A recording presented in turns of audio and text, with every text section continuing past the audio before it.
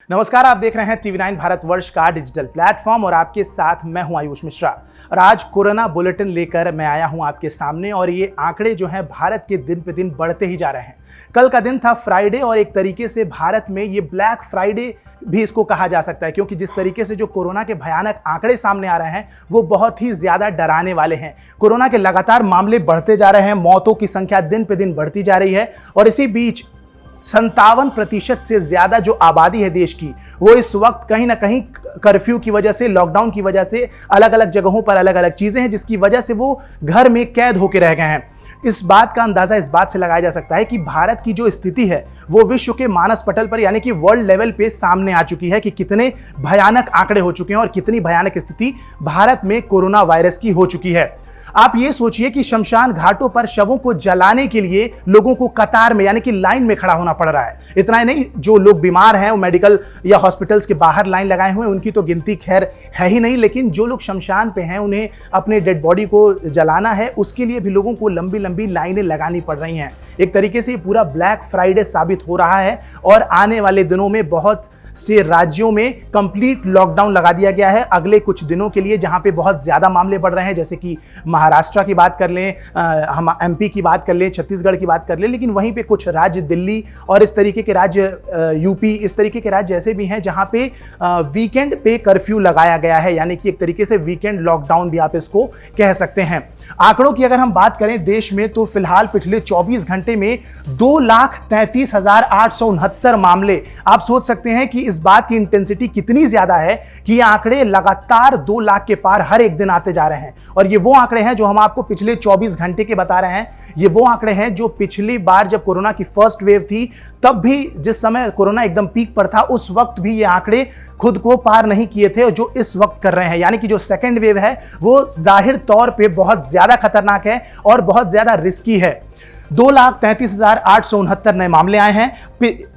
मौत की बात करें तो पिछले 24 घंटों में 1,341 लोगों की मौत हो चुकी है, यानी कि मौत का आंकड़ा भी 1,000 के लगातार पार जा रहा है। हर एक दिन 1,000 से ज्यादा लोग केवल कोरोना वायरस के इस स्ट्रेन की वजह से मर रहे हैं। सबसे ज्यादा प्रभावित राज्य महाराष्ट्र है, और महाराष्ट्र में टेंशन लेने की बात और भी ज्यादा है क्योंकि वहां इतने तमाम गाइडलाइंस और लॉकडाउन्स और मास्क और सोशल डिस्टेंसिंग, इन सब चीजों की बात बताने के बावजूद वहां पे आंकड़े लगातार बढ़ते जा रहे हैं। कल के आंकड़े को भी आज के आंकड़े ने पार कर लिया है और वहां पे फिलहाल पिछले 24 घंटे में 63,729 नए मामले सामने आए हैं, जो कि बहुत ज्यादा खतरे की बात है। वहां पे कंप्लीट लॉकडाउन ही एक सोल्यूशन दिख रहा है। अब ये कितने दिन तक चलेगा? फिलहाल 15 दिनों का लॉकडाउन बोला गया है, लेकिन अब ये कब तक जाएगा और 15 दिन एक्सटेंड भी हो सकता है, वो खैर समय ही बताएगा कि कितना दिन उसे एक्सटेंड किया जाएगा। कुल एक्टिव केसेस की बात करें भारत में तो 15,69,743 मामले हैं भारत में जो कुल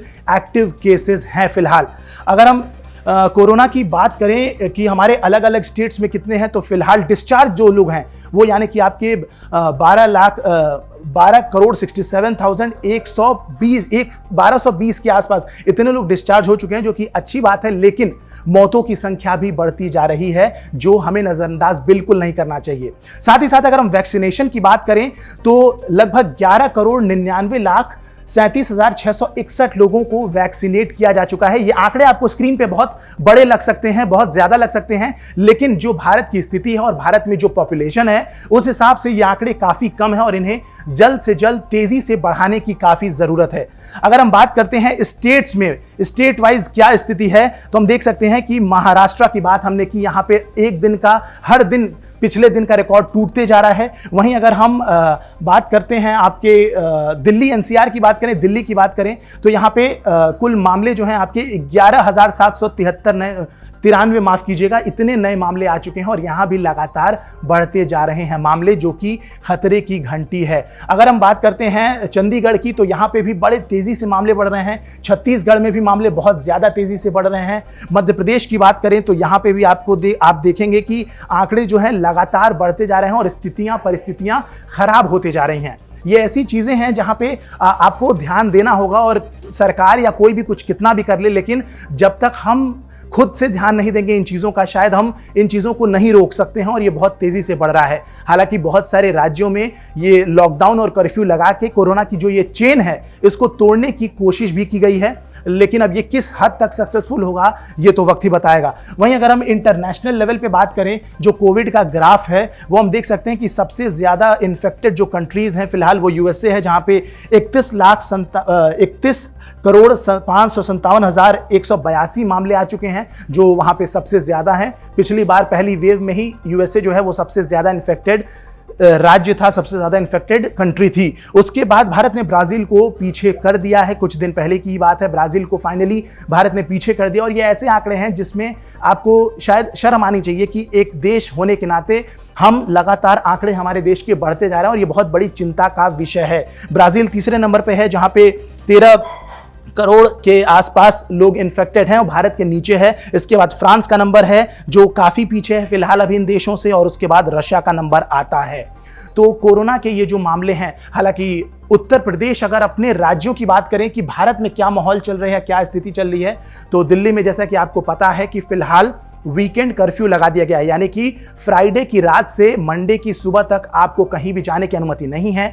क्या चीजें खुली रहेंगी, क्या नहीं खुली रहेंगी, उसमें वही चीजें आ जाती हैं कि जो इमरजेंसी सर्विसेज हैं वो खुली रहेंगी, लेकिन मॉल्स, शॉप्स, स्पाज, ये चीजें वहां पे बंद रहेंगी। वहीं पे उत्तर प्रदेश में योगी आदित्यनाथ ने भी संडे को हालांकि बस कर्फ्यू की बात कही है, सैटरडे को वहां पे अभी भी कोई लॉकडाउन जैसी चीज नहीं है, यानी कि रविवार को उत्तर प्रदेश में जो है वो आपको लॉकडाउन कहें या मिनी लॉकडाउन कहें या कर्फ्यू कहें, कुछ भी कहें, लेकिन इमरजेंसी सर्विसेज के अलावा कुछ भी खुला नहीं रहेगा। तो एक तरीके से ये फिलहाल आज के कोरोना की अपडेट है जो मैं आपके साथ लेके आया हूं, जो मैंने आपके सामने पेश किए हैं। और ये बहुत ही चिंता का विषय है कि पूरे देश में, केवल महाराष्ट्र नहीं, केवल दिल्ली नहीं, केवल कोई एक पर्टिकुलर स्टेट नहीं, लेकिन जो है पूरे देश में कोरोना के मामले बहुत ज़्यादा तेज़ी से बढ़ रहे हैं और ये हम सबको चिंता का विषय है और हम सबको इस बात पे गौर करना चाहिए।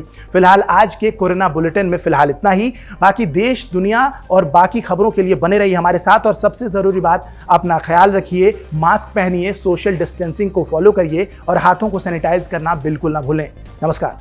कोविड वैक्सीनेशन ट्रैकर के जरिए आप पता कर सकते हैं कि अगर आपने पहला टीका लगवा लिया है तो दूसरा टीका कब लगेगा। वैक्सीनेशन को लेकर आपके पास मैसेज आएगा ताकि आप दूसरी डोज की तारीख याद रखें।